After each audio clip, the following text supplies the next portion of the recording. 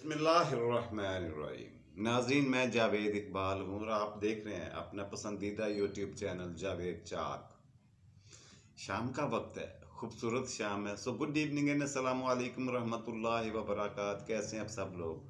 खैर व आफियत से हैं, खुश व खुर्रम में। अल्लाह सुब्हाना व तआला से दुआ है कि आप जहाँ भी हों अपने अहले खाना के साथ खुश भी हों और महफूज भी। आमीन या रब्बुल आलमीन।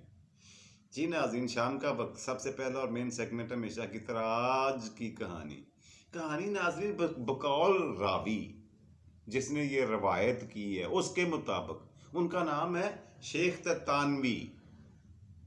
शेख ततानवी के किताब के या कहानी के लिखारी राइटर का नाम है।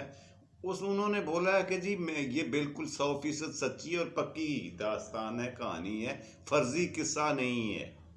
खैर, हमें इसकी सच्चाई के पीछे जाने की इसलिए ज़रूरत नहीं है कि हमने इसके ऊपर तैरती हुई सबक आमोज़ चीज़ और उसके नतीजे में पैदा होने वाले सवालात का जवाब देखने के लिए हमें इसे सबक हासिल करने के लिए इसको देखना है, पढ़ना है और इसके ऊपर लेसन क्या छुपा हुआ है इसमें, उस पर नज़र रखनी है, बजाय इसके कि हम इसकी सदाकत और दयानत के पीछे भागते फिरें। ये मुनासिब है। जी नाज़रीन, शेख साहब जो हैं, शेख साहब खतीब हैं एक जामे मस्जिद के दमिश्क में। वो जामे मस्जिद आज भी मौजूद है। जिन लोगों का मुल्क शाम, उसका कैपिटल सिटी यानी दारुल हुकूमत दमिश्क, उस शहर में मौजूद है बहुत बड़ी आलीशान मस्जिद। उसका नाम है मस्जिद जामे मस्जिद तौबा। जामे मस्जिद तौबा वहाँ की मस्जिद है। अच्छा हुआ ये कि ये शेख साहब जो हैं, जो इसके खतीब थे, अब तो खैर ये इस दारे फानी से कूच कर चुके। जब ये थे तो उस वक्त भी ये इलाके भर में बहुत बड़ी मस्जिद और आलीशान मस्जिद के तौर पर जानी पहचानी जाती थी। कई लोग सैकड़ों की तादाद में यहाँ नमाज जुमा अदा करने के लिए जमा हुआ करते थे। अब तो खैर और को बहुत सारी मसाजिद बन चुकी हुई हैं, लेकिन दौरे कदीम की ये आलीशान मस्जिद हुआ करती थी। खैर, इसके इमाम साहब जो थे, शेख साहब जो थे, खतीब जो थे, वो बताते हैं कि अरबी मुल्क का एक रहायशी लड़का, अरबी मुल्क के एक रहायशी लड़के ने नौजवानी के दौर में जब दाखिल हुआ, बचपन से निकलकर, तो उसको तलबे इल्म का तालब होने के नाते उसको ये शगफ हुआ, उसको ये अंदर ये प्यास उठी, इस ख्वाहिश ने सर उठाया कि मैं दीनी और दुनियावी उलूम हासिल करने के लिए क्यों ना बगदाद का सफ़र करूं। इराक का दारुल सल्तनत, दारुल हुकूमत बगदाद आज भी है, सारे जानते हैं। लेकिन नाजरीन, एक बहुत आलीशान तारीख है बगदाद की। कई दफ़ा आपकी खिदमत में अर्ज़ कर चुका हूँ कि तारीख की किताबों को पलट कर उलट कर खोल कर देखें, आपको नज़र आएगा कि दुनिया जहान के उलूम का मंबा और ज़रिया हुआ करती थी। ये बगदाद की मसाजिद और मदरसे पूरी दुनिया में हर सब्जेक्ट के लिए, साइंस के हों, इस्लामियात के हों, अर्जियात के हों, फल्कियात के हों, रियाजी के हों, नजूम के हों, कोई भी इल्म ले लें, बेहतर से बेहतरीन असातिज़ा इकराम इस शहर में मौजूद थे और दुनिया भर से स्टूडेंट्स और तालिब इल्म आकर यहाँ से उलूम हासिल करते थे, इसलिए कि उनको दोबारा किसी शहर में जाने की ज़रूरत नहीं पड़ती थी। यहाँ पे उसको एक ही जगह पे सारे उलूम मिल जाते थे। फिर वो अपनी फेवरेट, अपने पसंद के सब्जेक्ट में जितना चाहे आगे बढ़ सकता है, जितनी चाहे तालीम हासिल कर सकता था। अब तो खैर वहाँ पे हालात ही कुछ और हो गए। और इसकी वजह क्या है? इस बर्बादी में बहुत बड़ा हाथ हम मुसलमानों का भी है नाज़रीन। जब हलाकू खान ने इस मुल्क को बर्बाद किया, अब कहानी दूसरी तरफ निकल जाएगी और फिर वीडियो लंबी हो जाएगी, मैं ये भी नहीं चाहता। खैर, वापस अपनी कहानी पे ही रहते। हुआ ये जी, वो तालिब इल्म था, अरब मुल्क के रहने वाला, वो निकला और उसने इरादा किया अपने खच्चर के ऊपर 3 سواریاں ہی ہوا کرتی تھی ناظرین اس دور میں، اونٹ، گدھا، گھوڑا یا خچر، اس کے علاوہ کوئی سواری نہیں ہوا کرتی تھی، اور سواری بھی بہت کم لوگوں کو دستیاب تھی، ہر ایک کے حصے میں یہ نہیں آتی تھی، یہ خرچیلا کام سمجھا جاتا تھا اور پیدل چلنے کو ترجیح دی جاتی تھی، اس لیے کہ اس پہ خرچہ کوئی نہیں آتا۔ خیر، یہ نکلا اپنے خچر کے اوپر بیٹھ کر، اس نے ارادہ کیا کہ میں بغداد جاؤں گا اور جا کر دیکھوں گا۔ ابتدائی طور پر تو اسلام کا ہی مزید علم حاصل کرنے کی طلب ہوئی، مگر اگر ضروری سمجھا گیا تو دیگر علوم میں بھی کچھ نہ کچھ جاننے اور سیکھنے کی کوشش کروں گا، یہ مطلب تھا سفر کا۔ وہاں سے وہ نکلا عرب سے، اور رستے میں اس کی سواری جو تھی وہ بیمار ہوئی، وہ خچر بیمار ہوا، اس کا ٹونا ٹوٹکا ہی رستے میں ہو سکتا تھا، اس نے کیا بھی نوجوان نے اپنی عقل و فہم کے مطابق، مگر وہ جاں بر نہ ہو سکا اور جانور مر گیا۔ اس نوجوان لڑکے نے اپنا سفر منقطع نہیں کیا، ختم نہیں کیا، یہاں پہ اس نے جاری رکھا اور سوچا کہ چاہے مجھے پیدل ہی کیوں نہ جانا پڑے، میں بغداد پہنچوں گا۔ اس نے اپنے گزر اوقات کے لیے محنت مزدوری کرتے ہوئے رستے سے پیسے کما کر اپنے پاس جمع کیے تھے، جو زاد راہ کے طور پر محفوظ تھے۔ زاد راہ کہتے ہیں اس خرچے کو جو سفر کے دوران انسان کی ضروریات کو پورا کرتا ہے، اسے زاد راہ کہتے ہیں۔ خیر، ہوا یہ کہ رستے میں اسے اور تو کوئی مقام مناسب نہ لگا، جب یہ دمشق میں داخل ہوا، شام میں، سفر کے دوران رستے میں پڑنے والا بہت بڑا ملک شام، اس کے شہر دمشق میں چلا گیا، اور گرد و نواح میں دیکھا کہ سب سے بڑی مسجد کون سی ہے جہاں پہ وہ کچھ دن قیام کر سکے، اس لیے کہ اس کی اپنی طبیعت بھی خراب ہو رہی تھی، کچھ تو تھکاوٹ اور کچھ بخار کی وجہ سے اسے نقاہت فیل ہونے لگ گئی، کمزوری، اور اس کا وہاں پہ دوائی سے زیادہ اس کو ضرورت تھی آرام کی اور مناسب خوراک کی۔ اس نے سوچا کچھ دن قیام کرنے کے بعد میں اپنا سفر دوبارہ شروع کر دوں گا، کچھ دن کے لیے میں یہاں پہ رک جاتا ہوں دمشق میں۔ خیر، شیخ طنطاوی لکھتے ہیں جی کہ وہ لڑکا، وہ نوجوان آدمی ایک مسجد میں آ گیا، اسی مسجد میں جہاں پہ شیخ صاحب خطیب تھے، کیونکہ علاقے کی اس آس پاس کے آس پڑوس کے علاقوں کی سب سے مشہور و معروف اور بڑی مسجد یہی تھی۔ خیر، وہاں پہ یہ لڑکا آیا، اس نے آتے ہی وضو کیا، نوافل پڑھے، نماز ادا کی، اور امام صاحب، خطیب صاحب سے کہا، پوری اپنی کہانی سنائی کہ میرا جانور بھی فوت ہو چکا ہے، زاد راہ بھی کم پڑ رہا ہے، خرچہ بھی شارٹ ہو رہا ہے، اور میری صحت جواب دیے جا رہی ہے، مجھے کچھ دن یہاں مسجد میں قیام کرنے کی اجازت مرمت فرمائی جائے۔ خطیب صاحب نے حالات کو دیکھتے ہوئے، اس کی حالت کو دیکھتے ہوئے مناسب سمجھا کہ اس کو اجازت دے دی، بولا کہ مسجد کے وہ کارنر میں ایک نکر میں چھوٹا سا کمرہ خالی ہے، تم جتنے دن چاہو یہاں رک سکتے ہو اور اپنی رہائش اس کمرے میں رکھو۔ خیر، اس کے لیے ایک بہت بڑی نعمت سے کم نہیں تھا، ایک مسافر کے لیے، ایک غیر ملکی کے لیے یہ بہترین ٹھکانہ تھا رہنے کے لیے۔ ہوا کیا جی، کچھ ہی دن گزرے تھے کہ اس کے ساتھ ایک اور حادثہ ہو گیا، وہ یہ کہ اس نے اپنے کپڑے جو اتار کر کمرے میں رکھے ہوئے تھے، اس میں پڑے ہوئے چند سکے، جو روپے، جو خرچہ تھا، وہ چوری ہو گیا، کسی نے نکال لیا۔ اس طرح کے اللہ کے بندے بھی تو ہوتے ہیں۔ خیر، جب وہ پیسوں سے پیدل ہوا تو اب اس نے سوچا یہ کہ میرے پاس دو رستے ہیں، یا تو بھیک مانگوں یا پھر لوگوں کو اپنی بے چارگی کا اور مظلومیت کا رونا روں، یہ میری شان کے خلاف ہے، مجھے یہ زیب نہیں دیتا کہ میں لوگوں سے بھیک مانگ کر کھانا کھاؤں۔ خیر، 2 دن تو نکلے ناظرین اسی طرح سے، پانی کے اوپر، خالی پانی پی کر، بغیر کوئی کھائے پیے، لیکن بیماری کی وجہ سے مزید نقاہت اور کمزوری ہونا شروع ہو گئی۔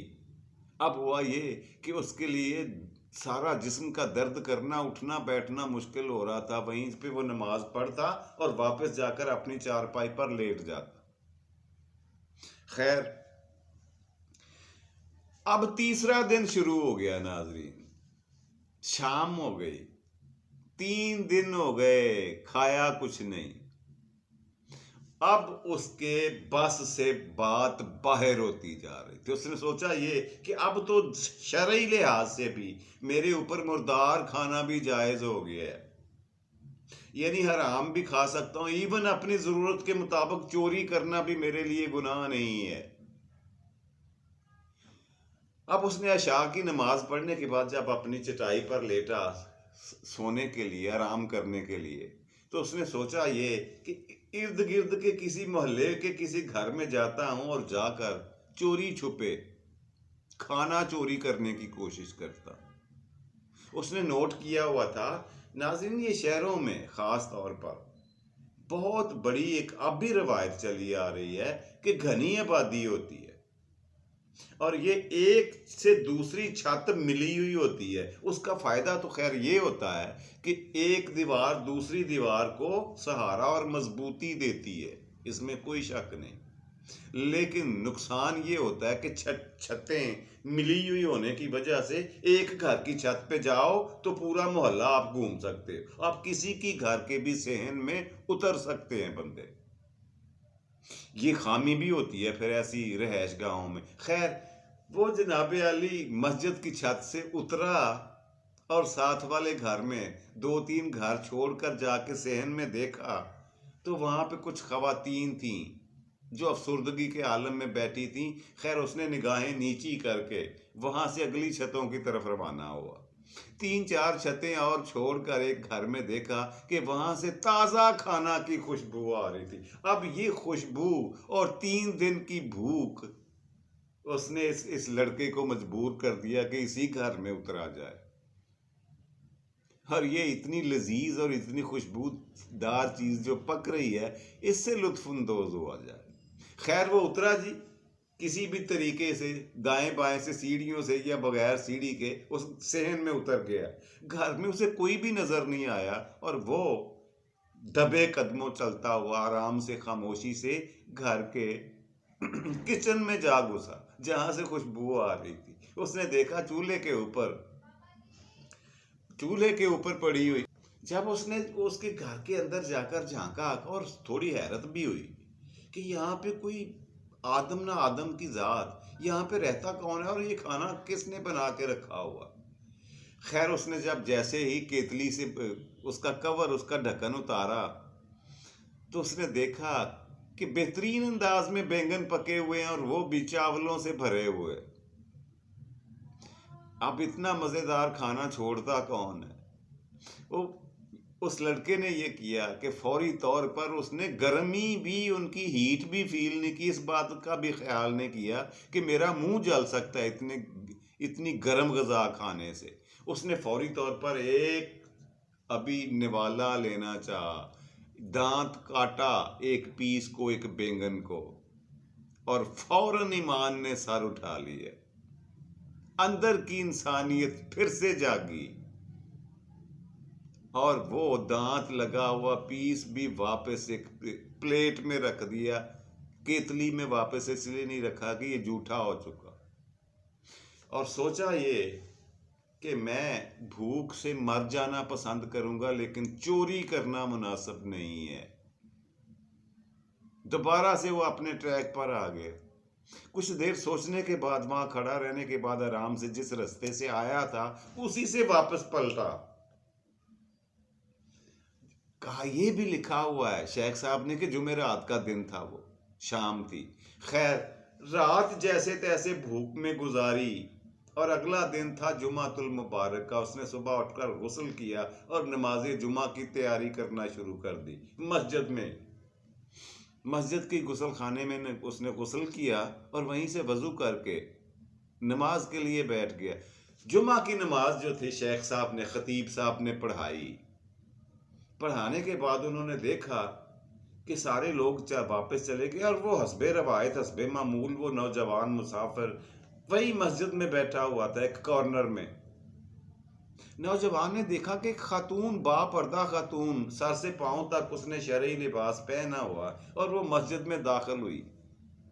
اور جا کر سلام لے کر شیخ صاحب کے پاس، خطیب صاحب کے پاس بیٹھ گئی مسجد میں، اور اس کے ساتھ کوئی اپنی گھریلو باتیں، کوئی اپنی بپتا، کوئی اپنی مصیبت شیئر کرنے لگ گئی۔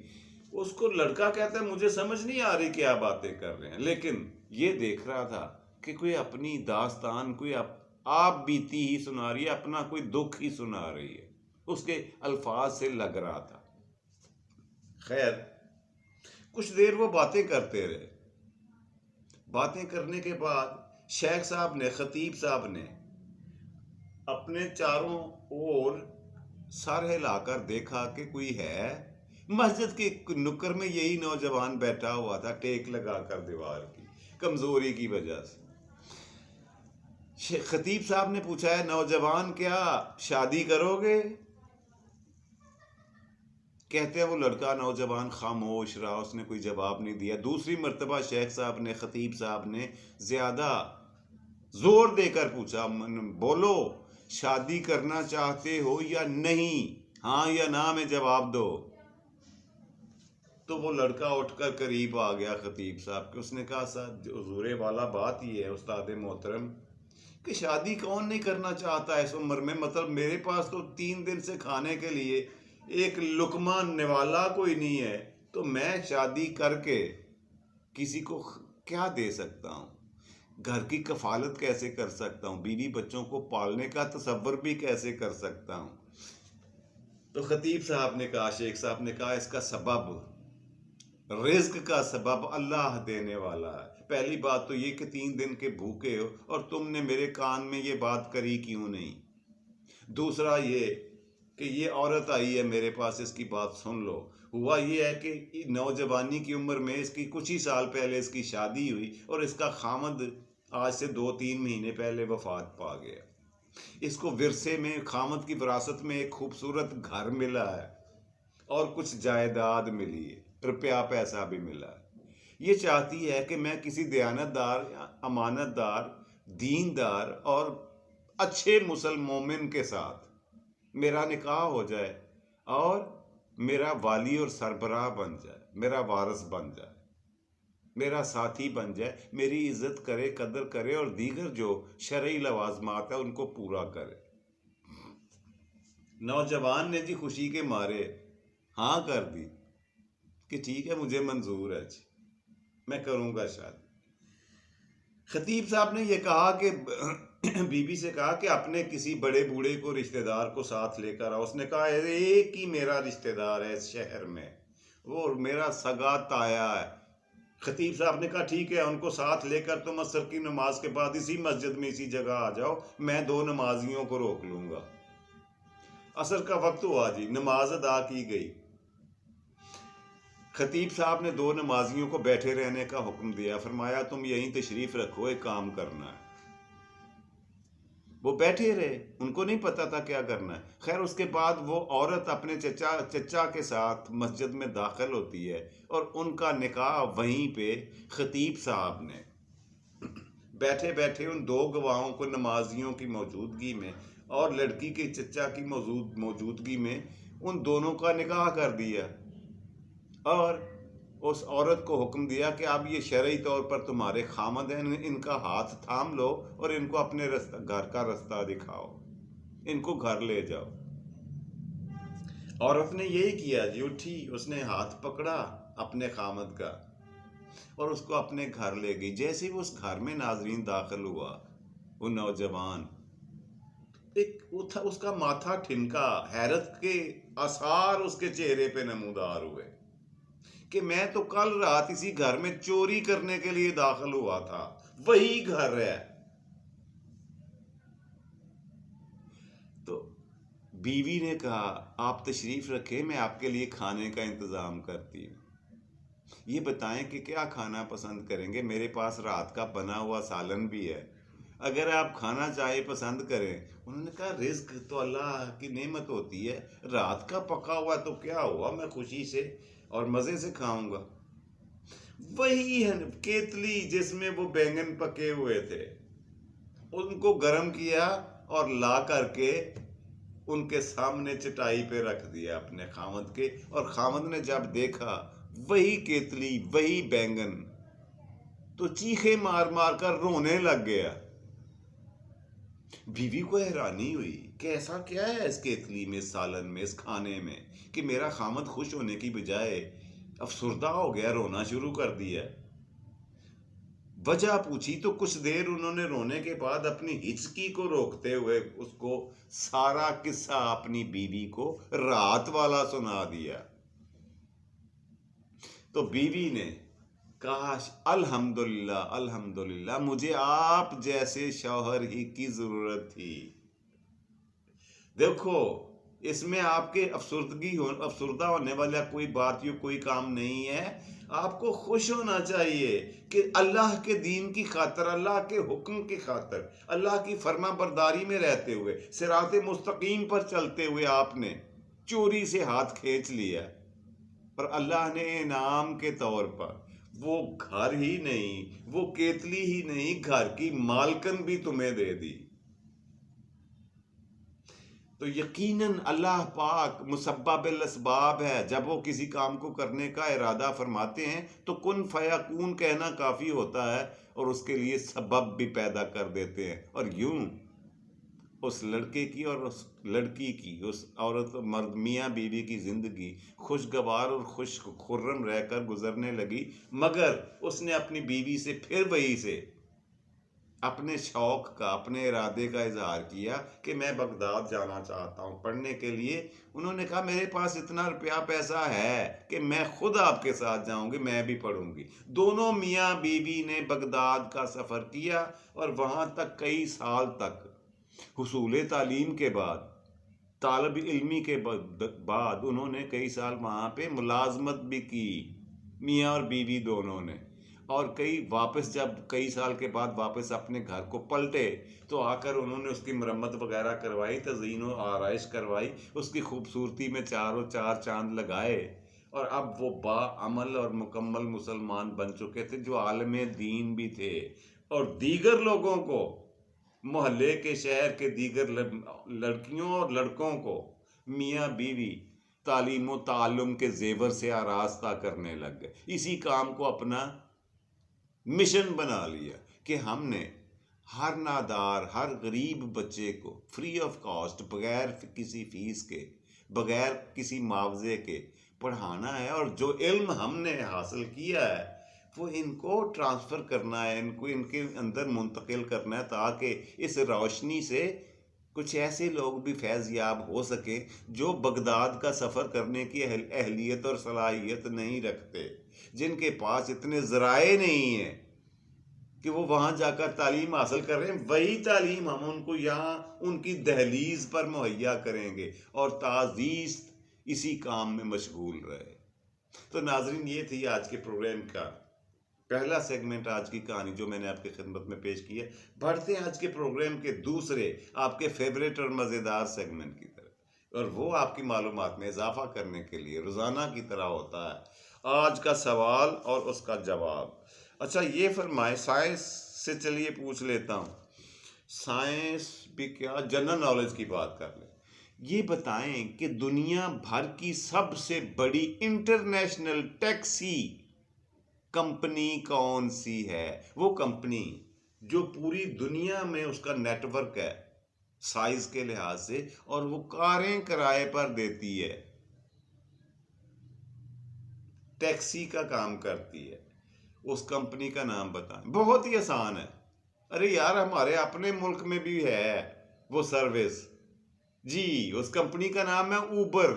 بالکل ٹھیک سمجھے آپ، اوبر وہ کمپنی ہے جو اس وقت پوری دنیا کی سب سے بڑی ٹیکسی کمپنی ہے۔ جی ناظرین، رہ گیا آخر میں آج کا شعر، تو آج کا شعر ملاحظہ فرمائیں۔ لگا کر آگ اس دل میں، چلے ہو اب تم کہاں؟ لگا کر آگ اس دل میں، چلے ہو تم کہاں؟ ابھی تو راکھ اڑنے پر تماشا اور بھی ہوگا۔ ابھی تو راکھ اڑنے پر تماشا اور بھی ہوگا۔ خوش رہیں جی، خوش رکھیں، خوشیاں بانٹیں اور خوشیاں سمیٹیں، اپنا اور اپنے پیاروں کا ڈھیر سارا خیال رکھیں۔ فی امان اللہ، رب رکھا، اور پاکستان زندہ باد.